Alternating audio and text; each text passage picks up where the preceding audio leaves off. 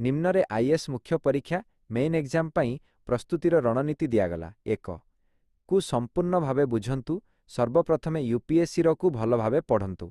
केउ विषयरु केते मार्क आसुची एवं केउ गुड़िक गुरुत्वपूर्ण ताहा चिन्हट करंतु। 2 उपयुक्त उत्सव बही चयन। एनसीईआरटी बही प्रथमे बष्ठरु धनस श्रेणी पर्यंत एनसीईआरटी बही पढ़ी निजर मूलदुआ बेस शक्त करंतु। Standard books Laxmikant polity, Ramesh Singh economy एवं बिपिन चंद्र हिस्ट्री भली मानक बही गुड़िक पढ़ंतु। 3 खबर कागज एवं करेंट अफेयर्स।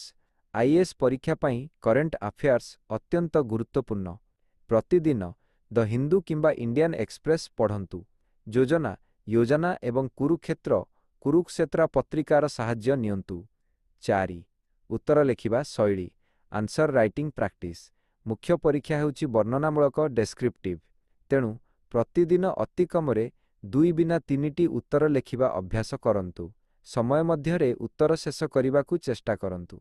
उत्तर रे डाटा मैप एवं डायग्राम व्यवहार कले भल मार्क मिली थाए।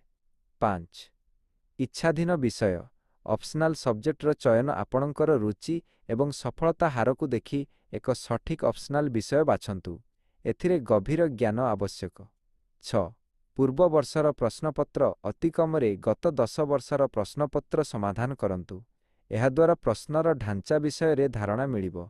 आपणक पई परवर्ती पदक्षेप आपण केउ निर्दिष्ट विषय यथा इतिहास भूगोल किंबा राजनीति विज्ञान पई बही तालिका चाहुचंती कि